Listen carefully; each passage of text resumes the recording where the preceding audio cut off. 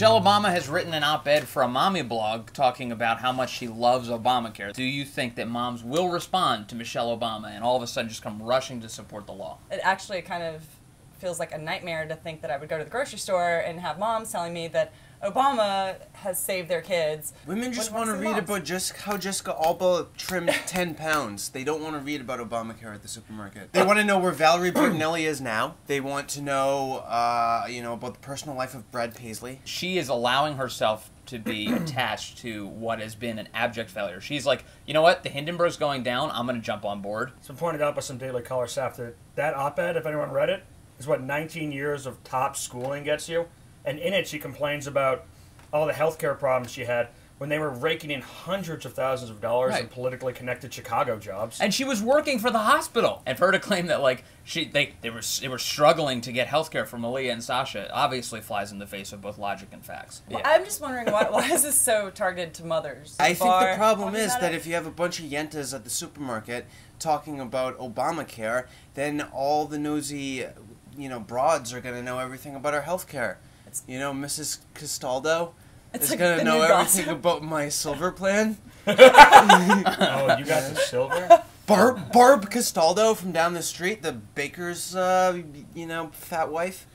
I hear Patrick has the bronze plan. You know what's shocking to me is you've actually lived in the real world for the last decade, but you seem to have just as much a grasp on what's going on as Michelle does. It's just like the next step, you know, you're going to the grocery store, you talk about your insurance plans, like, and you're going to start talking about your medical issues, and then you're going to be like in the produce aisle talking then about... I'm hearing about Mrs. Castaldo's foot. I don't want to hear about it. Yeah. Keep it to yourself, I'm not Deborah. hungry. Who is Mrs. Castaldo and what did she do to you? Now we've got the effete hipster who's like sitting in his pajamas drinking hot cocoa and talking about healthcare, which is disgusting. I don't want to be around. Right. And then, like, to get to the gay community, they wrapped a former Marine, a topless Marine, in like bondage-like Christmas lights and gave him a Rudolph nose, and was like, "Don't get caught with a red nose." I mean, the goal of grocery shopping actually is not to talk to a soul. It's to get in, get what you need, and if you're hungry, spend more time getting what you need, and then get out. The NSA got a whole list of new recommendations to come out on how they can fix themselves, and one of the big issues was a lack of trust amongst foreigners for America's spies. Vince, how crippling of an issue is it that foreigners do not trust our spies? I do not care at all.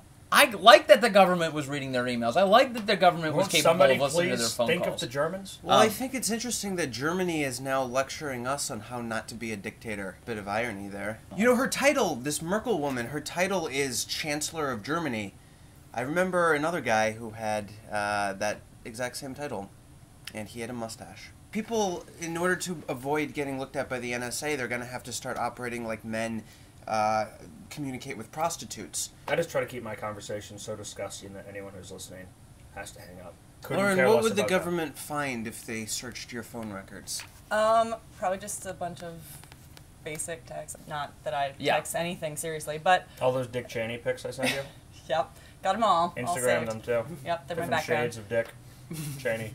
So an 18-year-old teenager, female, got mauled by a bear while she was out hunting. And PETA, those guys who love animals and say that they're pretty much the same thing as people, wrote her a letter saying, "Hey, we hope you get well soon, and now you know what it's like to get hunted. You shouldn't have been out there." PETA thinks she was asking for it. Howley, do you think she was asking for it? Was she wearing hunting clothes? In the letter, they refer to the bear as an individual. PETA's like asking to be shot at this point. Was the bear playing knockout? Is PETA really just thrown in with the bears? Do you think it's okay to hunt them now?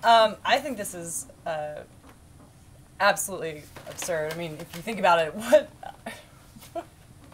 Keep going. One of the first things of the Bible is dominion over all of the beasts. Yeah. For hunting, pleasure, stroking, fur.